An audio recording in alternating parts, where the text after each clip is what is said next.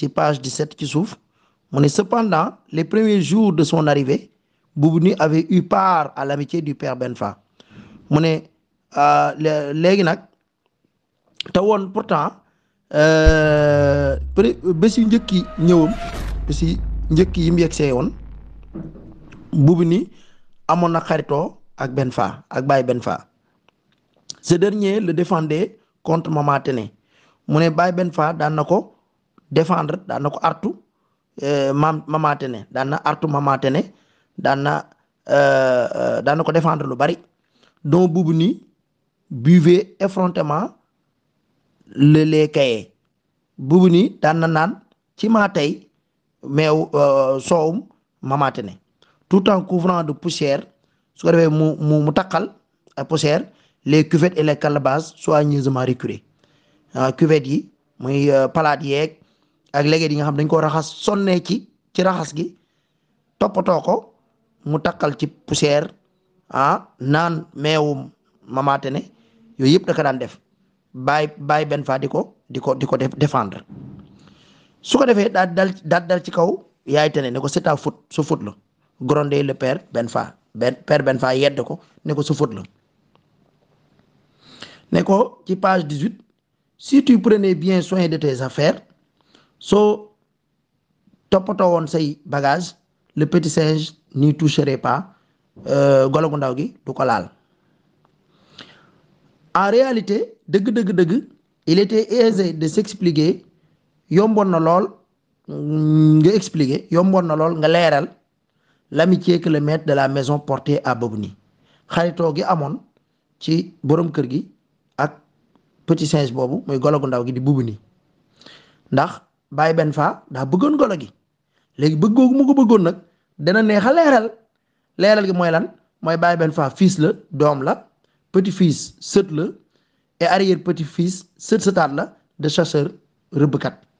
maanaam ay maamaatam yëpp ay rëbbkat lañ woon moo tax bi mu gisee golo gi maanaam da koy fàttali jamonoy rëbb bi moo tax mu ne la présence de Boubouni teewaayu Boubouni mettait le père Benfa dans l'ambiance de sa jeunesse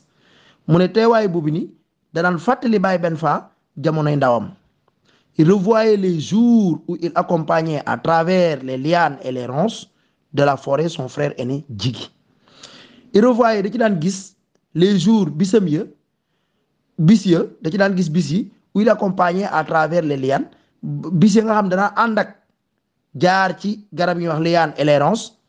ci àll bi mu daan ànd ak kan son frère aîné magam Djigi bu ñu doon wax Djigi kii magam boobu nga xam ne dans le village de ses ancêtres ca dëkku maamam ya continuer dignement la tradition familiale ma nga yeggale ba tey aaday famille ba ma ngi koy yeggale ba tey ca dëkk ba ma nga ba tey di rëbb di toppatoo mbir yooyu nga xam ne moom la maamaatam yi daan def magam jooju noonu dana ànd ak Benfa dugg ci àll bi di rëbb léegi nag te Benfa léegi defatu ko ndax tuxu na bokkatut ak père Djigi fu mu nekkati muy magam jooju Baye Djigi moom magam léegi nag su ko defee kon nekkaayu Boubouni bi ci këram da koy fàttali loolu noonu jamonoy ndawam da koy fàttali moo tax mu ko daan artu Mama Tene daan défendre Boubouni xaritoog Boubouni dégg nga léegi nag il revoyait l'atmosphère chaude da daan gis atmosphère bu tàng passionné bu ànd ak bànneex ak mbégte et parfois hallucinante yenn saa yi muy janeerloo des veillées secrètes ay guddi yu ànd ak lu mu nëbb ay guddi yoo xam ne dañ ci daan veiller au cours desquels ci guddi yooyu nga xam daan ñu nelaw di def lu nëbbu desquels au cours desquels les chercheurs rivalisent d'adresse et de magie guddi yooyu nga xam ne rëbbkat yi dañ daan jongante ku ci gën a jub loxo ak ku ci gën a mën a luxus ku ci gën a mën a def kimtaan le père Benfa allait jusqu'à caresser Boubouni père Benfa demoon na bayel raay Boubouni nga xam bu fàttali ko loolu ndawam li di jeneer di ànd ak mbégte di kontaan di mu koy fàttaliku ndawam day dem bay raay Boubouni lui parlant comme s'il s'adressait à une vieille connaissance su ko defee muy wax ak moom comme kuy wax ak nit koo yàgg a xam di jokkoo ak moom comme xamante bu yàgg à une vieille connaissance di jokkook moom comme xamante bu yàgg. Maman Téné le regardait, Maman Téné di ko xool alors curieusement ci mbetteel ci copte di ko xool boo xam ne daal di yéemu sourier di reetaan et secouer la tête daal di yëngal boppam. Par le peu qu'elle savait de Boubouni ci lu ndaw ci lu mu xam ci Boubouni, elle était persuadée que cette amitié était des plus précaires. moom wóoroon na ko ne amoon na iqtinaa convaincre woon na xamoon na ne xaritoo gi day du yàgg, xaritoo gi du yàgg maanaam lu fragile lay doon. précaire mooy fragile. paragraphe mujj bi ci 18, les choses se gâtèrent le jour où Boubouni, sautant du manguier dont les branchages lui servaient de couchette, arracha le bonnet du père Benfa et le jeta dans le puits. Le maître de la maison qui discutait tranquillement avec un de ses camarades. léegi mu ne mbir yi nag yàqu na kon xaritoo gi mu xaritoo woon ndeysaan maire bi xamoon ne du yàgg ndax golo gi du bàyyi jikkoom waaye Benfa li mu ko doon fàttali ak ndawam ak loolu mu neexoon ci moom mu koy jenerloo mu ci kontaan moo taxoon mu daan raay golo gi xaritoog moom di artu képp koo xam ne def na ko wala wax na dara golo gi rek mu dox sa digganteeg moom. waaye nag bisi mbiri yàqu na mu ne les choses se gâtèrent mbiri yàqu na le jour où Boubouni bis bi nga xam ne Boubouni dafa tëb garabu mango gi dafa tëb ci garabu mango gi dont les branchages nga xam ne ci banti garab yi ci bantu garab gi moom ci la daan moom la defee lalam, arracha le bonnet du père Benfa mu daal di buddi mbaxana baay Benfa bi et le jeta dans le puits daal koy sànni ca teen ba. le maître de la maison borom kër gi qui discutait tranquillement mi ngi doon waxtaanam bu ànd ak dal avec un de ses camarades kenn ci ay xaritam s'écria daal di yuux quoi lan xam nga jaaxle na ndax golo gi këf na mbaxana mi daal koy tabal ci teen ga baay Benfa amuk jaaxle daal di yuuxu ni quoi lan le petit singe golo mu ndaw gi après son forfait ginnaaw fotam bii nii disparu dans les feuillages mu daal làqatu ci biir xobi garab yi. Maman Téné Yaay Téné avec un sourire de triomphe ci page 19 Yaay Téné ak muñam ndam muñ goo xam ne ak ndam la s'enfuit dans sa case daal daw dugg ci néegu ñaxam. le père Benfa resta planté au milieu de la cour baay Benfa taxaw ne tekk ci diggu ëtt bi sans un mot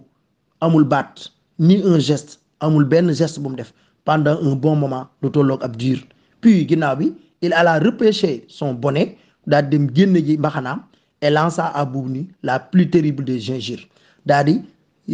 yónnee Boubouni saaga yi gën a ñaaw que tes ennemis te méprisent yàlla na la say noon bañ. depuis ce jour depuis bis boobu le père Benfa changea d'attitude à l'égard de Boubouni. depuis bis boobu noonu baay Benfa soppi na comportement am jëmale ko ci Boubouni. il ne lui ménagea du ko muñal du ko yërëm ni coup de babouche ci dóoru dàllu mukke ni injure ci ab saaga ni malédiction ci ay móolu. le père Benfa reprit son invocation. père Benfa tàmbaliwaat na def ay ñaanam après être armé de la grosse cuillère de bois que Boubouni connaissait bien ginnaaw boo xam ne gàddu na kuddóom dénkam gu mag a mag a mag a mag boo xam ne Boubouni xamoon na ko bu baax. venant de la véranda ñëwoon na ci perron bi un bruit de calebasse ab yëngu-yëngu leget dégringolant boo xam daa xawee ko ca kaw attira l'attention du solitaire nga xam ne bàyyiloo na xel ki nga xam ne wéetu na nekk moom dong moom leget googu di daan di xal-xali di gër-gëri yëngaloon na bàyyiwoon noonu na xel ki nga xam ne na tekk toog fenn moom dong. Maman Téné ak Kani qui venait de se lever ñoo nga xam ne ñu ngi doog a jug préparer leurs ustensiles ñu ngi doon waajal seeni ndab pour la cuisine du matin pour togg suba gi muy ndékki. elles se dirigèrent jublu nañ ñoom ñaar vers le puits jëm ca teen ba après que Kani eut dit bonjour à son père ginnaaw ba Kani waxee papaam sabaaxul xayri suba ak jàmm papa mu ne ko tiens jëlal il a plu cette nuit tawoon na guddi de di Maman Téné lii la wax daa ne ah jëlal tawoon na guddi de ramassant la corde du seau bi mu wax loolu nag mi ngi foraale bumuk seau bi. oui mu ne ko waaw répondit le père Benfa baay Benfa tontu ko loolu. je me suis levé pour voir si les toits tenaient bon jugoon naa doon xool ndax li wër li nekk ci kaw muy ardoise yeeg seng yeeg plafond yeeg ndax te dëgër na bu baax ndax téyewoon na bu baax a baax. tout s'est bien passé cette fois waaye lépp meloon na nam war a mel ci page 19 ñu ñëw ci page 20.